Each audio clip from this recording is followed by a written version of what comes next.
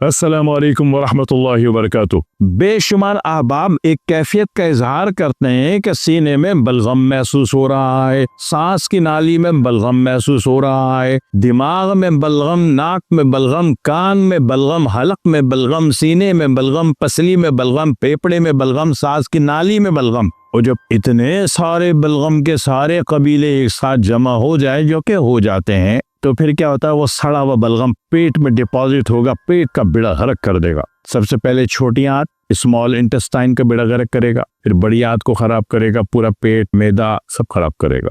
और खाई मखा में जो गैस का इखराज होगा वो इंतहाई बदबूदार होगा, तो कहीं बैठना कहीं जाना मुश्किल पड़ जाएगा। तो ये सारा काम किससे हो रहा है? बलगम। कहाँ से लेके कहाँ तक? पूरा सर, असल में बेसिकली कीड़ा गिरता है, पूरा सर, पूरी आंखों का पीछे का हिस्सा, आंखों में दर्द हो रहा है, आंखों में दर्द हो रहा है, आंखों में बोझ आ रहा है, आंखों में भारीपन आ रहा है, इधर उधर देखने को दिल नहीं चाह रहा, बस जहाँ सामने बेगम बैठी बस वहीं देखने को दिल चाह रहा है और कहीं देखने को दिल ही नहीं चाह रहा। कभी कभी तो ऐसा होता है कि उधर भी देखने को दिल नहीं चाहता और इतना दर्द होता है, बंदा कहता आंख बंद करके बैठ जा। अब आंख बंद नहीं कर सकता, बेगम बोलेगी बुड्ढे को पता नहीं कौन सा गम है, आजकल बुड्ढा पता नहीं किन चक्रों में है, तो लिहाजा उधर तो देखना ही पड़ता है ना, हम चाहो ना चाहो, जितनी भी तकलीफ में उधर तो देखना ही पड़ेगा आपको। इसी तरह कान का दर्द, कान में पानी की गड़गड़ की आवाज लग रहा है, कान में पानी का झरना बह गया, लग रहा है नियाग्रा आबशार का जो रुख है वो सीधा हमारे कान में उतर रहा है। इसी तरह हलफ में बलगम, बार बार थू करना पड़ रहा है। इसी तरह सांस की नाली में बलगम, पसली में बलगम, फेफड़े में बलगम, पेट में बलगम।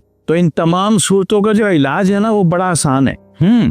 इलाज बड़ा आसान है। आपके घर में करी पत्ता लगा हुआ है तो ठीक है, आपके पड़ोसन के यहाँ कड़ी पत्ता लगा हुआ है तो ठीक है, आपको नहीं पता कि कड़ी पत्ता, आप नए नए इस इलाके में आए हैं, ये घरों में जो लगे हुए दरख्त होते हैं उनकी जो इंटेलिजेंस है वो कौन सी होती है? 3 डब्बे वाला, बूसी टुकड़े वाला। उससे पूछो कि भाई साहब ये कड़ी पत्ते का दरख्त कहाँ लगा हुआ है इस इलाके में, तो बता देगा। तो जो सज्जे पासे चले जाओ तो कभी पासे मुड़ जाओ तो दूजा घर जड़ा है ना उधर इन्ना वड्डा सी कड़ी पत्ता लग गया। उसको पता होता है हर घर में कौन से दरख्त में किस चीज में कहाँ क्या चीज लगी हुई है। तो इलाके की खबरें देने वाली जो सबसे बड़ी इंटेलिजेंस है वो 3 डब्बे वाला होता है और बड़ा ही मुखलिस होता है, बदले में आपसे कोई पैसा नहीं मांगता, बड़ी मोहब्बत से बताता है और आपको ये भी बता देगा कि वो जो हाजी अल्लाह दिता वल नूर मोहम्मद साहब है बड़े बाइखलाक हैं, और ये भी बता देगा कि फलाना जो बड़ा कमीना है, तो पहले ना प्यार मोहब्बत से पेश आकर उससे रिक्वेस्ट करके मांग ला, क्योंकि लेना मांग के, तोड़ के नहीं लेना है। ऐसे किसी के घर में लगा हुआ है और आप तोड़ के ले आए तो ये चोरी हो गई, ये तो हराम हो गया।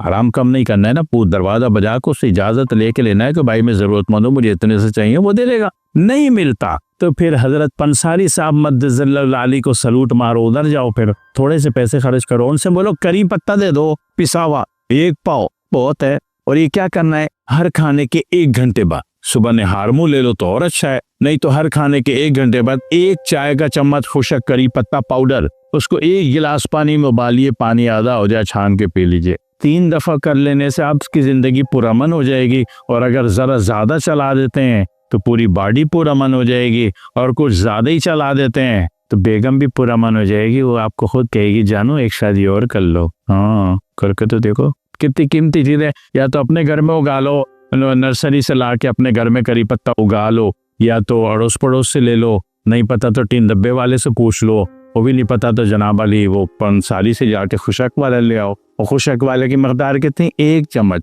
पूरे बलगम का जितना फिलो है, दिमाग लॉक हो रहा है, कान लॉक हो रहा है, कभी सुनाई दे रहा है कभी नहीं सुनाई दे रहा है ना, अभी कभी नाक बंद हो गई जनाब अली, कभी हलक बंद हो रहा है, कभी सांस बंद हो रही है, कभी पसलियों में दर्द आ रहा है, कभी फेफड़े में बलगम की कैफियत बहुत ज्यादा है, कहीं तकरीर करने जाना है, वहां पर तो तेरा बार बार बहु बहु बहु करना पड़ेगा, लोग कहेंगे बाबा कुत्ता खा के आया। तो बेहतर है कि बजाय कुत्ता खाने के आप जो है ये करी पत्ते का जो शानदार बना के पी जाए। अच्छा, बलगमी कैफियत चूँकि आसाबी होती है, लिहाजा ये जब भी पीना है, सर्दी हो या गर्मी हो, नीम गर्म पीना है, क्योंकि ये उजलाती 2 मुहर्रिक है, लिहाजा उजलाती 2 मुहर्रिक है तो थोड़ा सा 5 नंबर करना पड़ेगा। 5 नंबर कैसे होगा कि इसको नीम गर्म पीना पड़ेगा, क्यों कि जिस कैफियत में डाल रहे हो वो आसाबी बलगमी है, आसाबी बलगम का इलाज उजलात से, उजलात को डायरेक्ट दे दें तो बेहतर है कि नीम गर्म दे दें, ताकि उजलात काम तो कर देगा लेकिन उजलात फिर अकड़न ना जाए, सूख ना जाए, पट्टों में अकड़ाव ना आ जाए, दर्द ना आ जाए, तो इसलिए उसको नीम गर्म पानी में उबाला, उसको तो छान लिया बेशक,